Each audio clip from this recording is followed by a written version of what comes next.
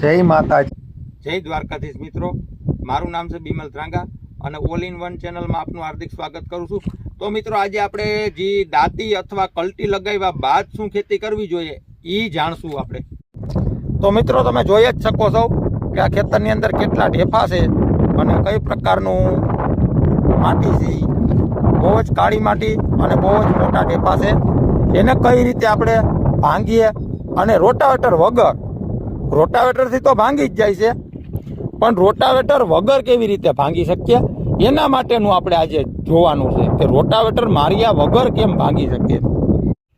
તો મિત્રો તમે જોઈ જ શકો છો કે કેટલા ઢેફા મોટા અને કેટલા કડક છે. આ મારા હાથથી ઘા કરું તોય બી નથી ભાંગતા. વગર રોટાવેટરે આપણે આ ઢેફાને કઈ રીતે ભાંગવું એ તો આ વિડીયોમાં બન્યા રહો અને ચેનલને સબસ્ક્રાઈબ કરી દો. અને આ છે આપણો માઠ. તો પહેલાં તો મિત્રો આપણે માઠની લંબાઈ, ચોડાઈ અને જાડાઈ કેટલી છે, પહોળાઈ એ પહેલાં તો માપશું, પછી આગળ આપણે બતાવશું કે કઈ રીતે શું સેટિંગ કરવું એ.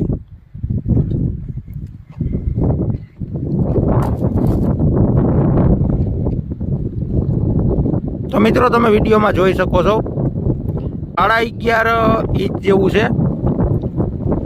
એની પહોળાઈ અને તેની ઊંચાઈ છે ફૂટ 1 એટલે કે 12 ઇંચની ઉપર થોડીક એની પહોળાઈ ઊંચાઈ છે. અને હવે એની લંબાઈ આપણે માપશું કે માડ લાંબો કેટલો છે એમ. તો હવે એની લંબાઈ આપણે માપવાની છે કે લંબાઈ કેટલી છે એમ. ઓલા છેડાથી આ છેડા લગણની એની લંબાઈ કેટલી છે. તો તમે જોઈ શકો છો મિત્રો કે તે 7 ફૂટ જેટલી છે. 7 ઉપર સેજ છે 84 ઇંચ. 7 ફૂટ એટલે 84 ઇંચની એની લંબાઈ છે. અને એની નીચે તમે જોઈ શકો છો કે નીચે આપણે એંગલ મારેલા છે, આ ટાઈપના એંગલ તમે વિડીયોમાં જોઈ શકો છો.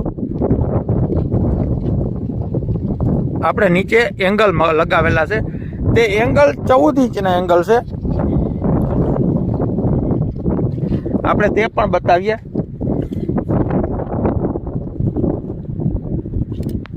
ચૌદ ઇંચના એંગલ છે. તમે જોઈ શકો છો કે તે 14 ઇંચના એંગલ છે.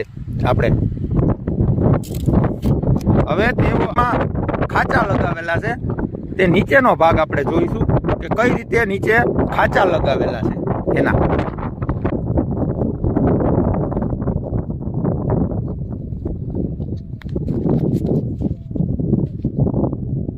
તો તમે જોઈ શકો છો મિત્રો કે આ રીતના એમાં ખાંચા લગાવેલા છે. આ સાઈડથી ઓલી સાઈડ. અને પાછળનો ભાગ જે છે આજે તમને વિડીયોમાં દેખાય છે તે આખો રાખવામાં આવ્યો છે. નહીતર અહીંયા એક ખાંચો લાગે તો આ બેવડો વરવાનો ચાન્સ વધી જાય. આપણે જેવો જોઈ શકીએ છીએ તેની ઉપર 54નો પાટલો છે. આ તમને દેખાય છે તે 54 ઇંચનો પાટલો છે અને એમાં 3 સપોર્ટ મરાવેલા છે. તમે વિડીયોમાં જોઈ શકો છો કે આ સપોર્ટ છે. તેઓની નીચેથી બોલ અહીંયા નટ ટાઈટ કરેલી છે અને એવી રીતે 3 સપોર્ટ છે. આ વચ્ચેનો અને ઓલી બાજુ 3જા નંબરનો. એટલા માટે શું થાય કે માઠને આપણે પૂરો પકડી રાખે સપોર્ટ. નહીતર આ છેડો, આ સાઈડનો છેડો છે, આપણે ક્યાંય પણ હાંકતા હોઈએ તો છેડો ક્યાંય જેમ કે શેઢા કે કાંઈ પણ હોય, ઢોરો હોય અથવા ક્યાંય પણ ભરાય તો એ માર સીધો અહીંયા પડે છે એને. આ બાજુના છેડેથી ખેંચે એટલે માર સીધો અહીંયા પડે છે. એટલે લાંબો પાટલો રાખવાનો મતલબ એ કે એનું બેલેન્સ જાળવી રાખે. નહીતર એટલા પણ હોય ખેડૂત ભાઈઓ પાસે, આઈ લગનના પણ હોય, ખાલી આપણે જે આ બાવડાની પીનું આવી જાય ત્યાં સુધીના પાટલા હોય, આપણે બે સાઈડમાંથી નાનો હોય પણ છેડાને ભરાય એટલે ખેંચે છે. ખેંચવાના કારણે કાં બોલ તોડે અથવા વેલ્ડિંગ તોડે અથવા કાંઈક ને કાંઈક નુકસાની આવે. એટલે પાટલો લાંબો રાખવાનું કારણ એ કે થોડુંક બેલેન્સ જળવાઈ રહે માઠનું.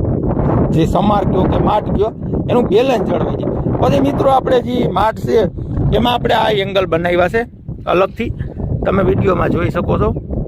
કે એની ઉપર કે આપણે કોઈ પણ જગ્યાએ પડ્યો હોય અને જોડતા હોય અથવા તો બાવડા નાખતા હોય પીનું, તો પીનું નાખવા ટાણે સ્વેચ્છા જ આમ કે આમ કરવો પડે. આ તેની પીનું આવે એ નાખવા માટે આપણે સ્વેચ્છા જ કરવું હોય. તો મિત્રો આ ન હોય તો હાથ દ્વારા મહેનત વધી જાય છે આપણે, અને આમ ધાયરો આવે નહીં. એટલા માટે આનો ઉપયોગ કર્યો છે કે આપણે આને પકડી શકીએ, હાથ દ્વારા પકડી અને આપણે આમ લઈ શકીએ, જે સાઈડમાં લેવું એ સાઈડમાં સ્વેચ્છા જ.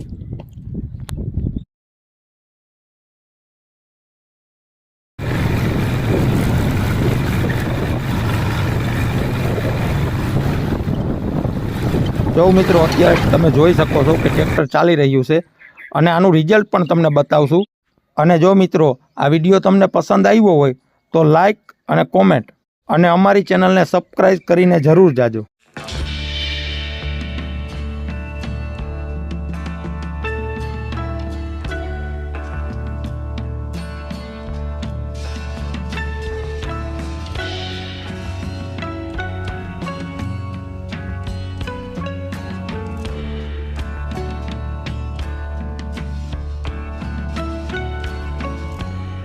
અને મિત્રો આ ચાસની અંદર વાંદરી પણ ઉતરી જાય, જેને આપણે આગળનું ટાયર કહીએ, અંદર ઉતરી જાય એટલે હાંકવાની પણ સરળતાથી સીધું ચાલે અને કામ પણ વ્યવસ્થિત થાય.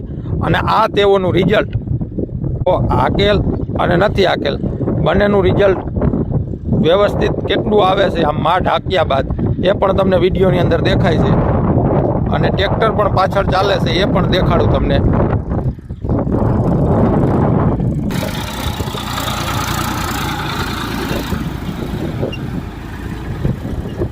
મિત્રો એ જો એકદમ સોલિડ કામ થાય છે માઠ હાંકવાથી, અને તમે વિડીયોની અંદર જોઈ શકો છો કે કેવું કામ થાય છે એમ.